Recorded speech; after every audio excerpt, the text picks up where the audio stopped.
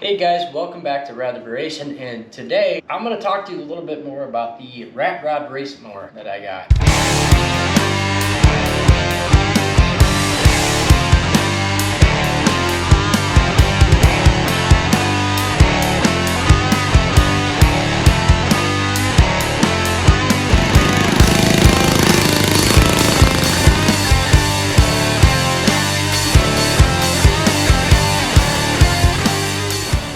When I found this thing, it was a free mower from a gentleman that had it on the side of his house for a while. I knocked on his door and asked him, hey, if he was interested in selling it. He told me if I wanted it, just get it out of here. So the mower was free. When I picked it up, the first thing I wanted to do is see if I could get the dang thing to run, because the wiring was a mess. It had a single cylinder Briggs & Stratton, I think 17 horse or 16 horse. He got it from a gentleman that didn't know what he was doing. Ended up cutting and cobbling a whole bunch of wiring. It was a mess. I went ahead, got it, took it home. I messed with the ignition just a little bit. I got it where I could jump the solenoid to the starter to be able to get it turned over and get spark. Put a little bit of fuel down it and it fired off almost immediately. So we had a running mower. So by the next morning, I definitely wanted to get this thing lowered or try to figure out how to get it lowered. I started taking apart the front end, the tires, the wheels came off, all the steering components, linkages, everything. The axle, everything had to go. I pretty much got rid of everything but the front axle and the steering linkage.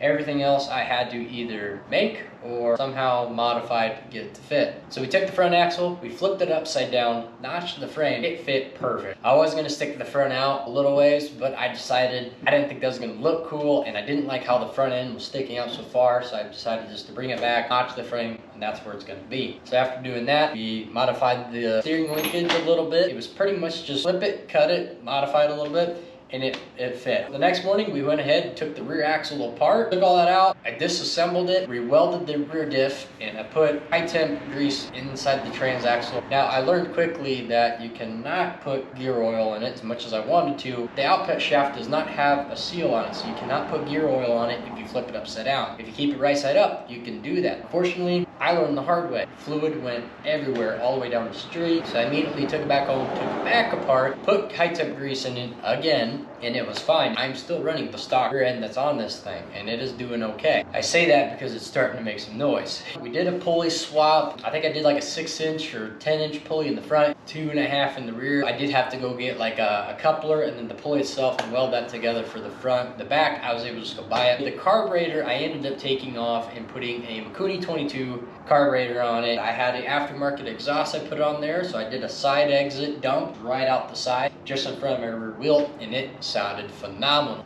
I love the exhaust note. So after playing around with it for a while, I decided, okay, we need to start working on the bodywork. So I started taking the fenders, cutting them, putting the fenders back on there, kind of figure out where we need the fenders to sit at. So the fenders are probably the most tricky part about building the race mower, because I am not a body guy by any means. That's part of the reason why I left it rough, ratty. We went ahead and cut all the fenders. Everything fit great. I took it out for its test run. If you guys have seen this on one of my previous videos, I drove this to my local car show on the streets. I immediately got a lot of likes. A day or two after the car show, I was out doing a top speed run and the motor blew up. After that, I kind of gave up on the thing for a while. I shoved it back in storage for a good 4 to 5 months, and that's where we're at now. I just went ahead and swapped the engine out for a Briggs & Stratton Intech V-Twin 20 horsepower engine. It's got way more power than I had before, probably a little too much.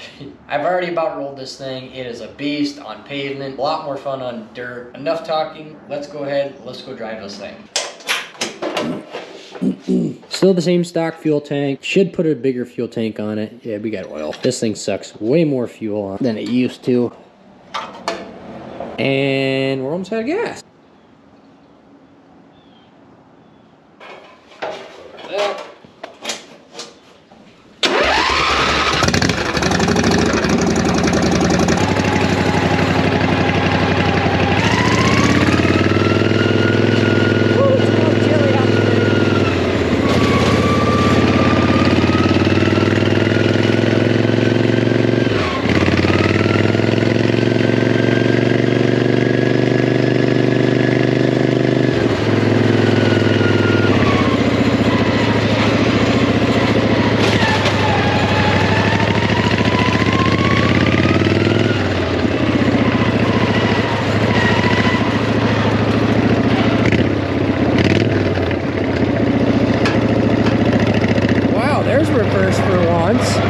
so it's got a reverse sometimes whenever it wants to work. Let me set up the GoPro over there and I'll take a couple drive-bys with it.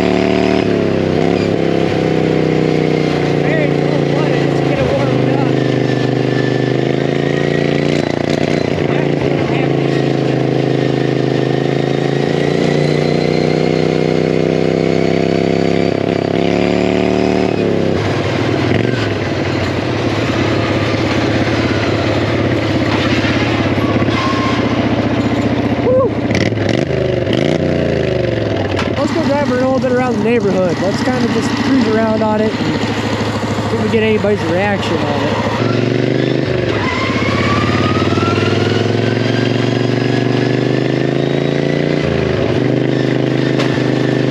Ow. Yeah, this thing's really, really low too. It's almost too low. You gotta get it over bumps like almost sideways like this.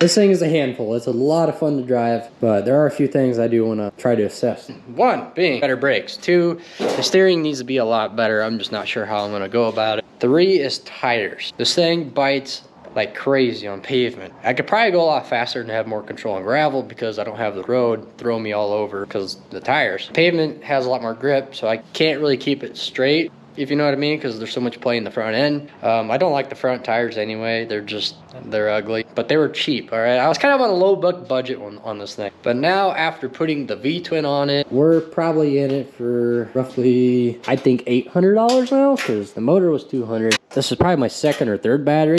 The motor being $200 now, and then my tires, and oh yeah, the exhaust. My NASCAR style side pipe boom tube. I'm in this motor for probably $230.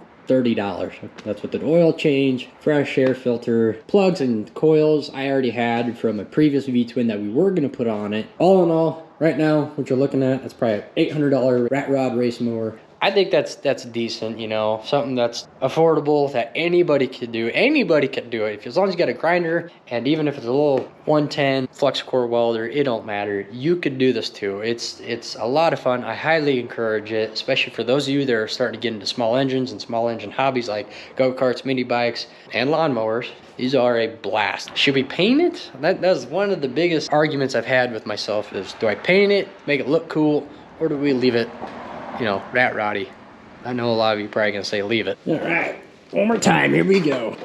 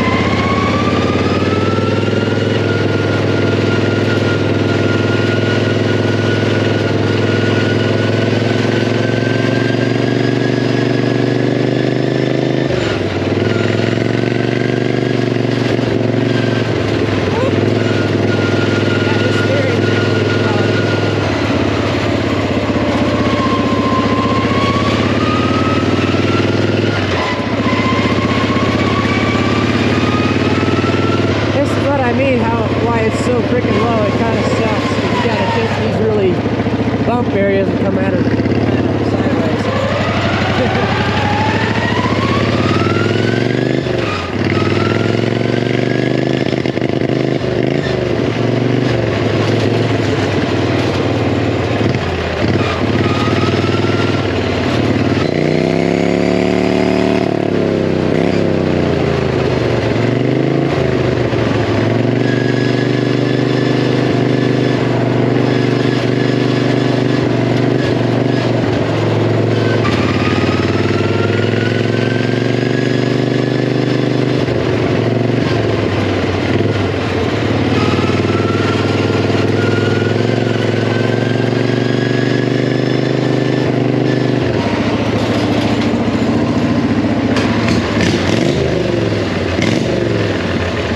To get this thing to like actually go out and drift it around, but because the tires are really grabby, and the only time I can really go out and drift it is if it's raining out and it's wet, so I can actually slide. I've tried doing it before on dry pavement. I about rolled it and I got thrown off of it. We need to probably go do something about the tires. Either we put slicks on it or we do PVC pipes. We should do that. If you guys want to see that, let me know in the comments. I think I'm gonna call it for the video here for now. I'm sorry it wasn't super long, but that's the story on the Rat Rod race mower. Yeah, do we paint it? Do we leave it rat roddy? I like a rat roddy, but I got an idea. A Days of Thunder Superflow, pink and white, you know, divide the front. I'm gonna call that for the video. Thank you guys so much for watching, and I will see you later.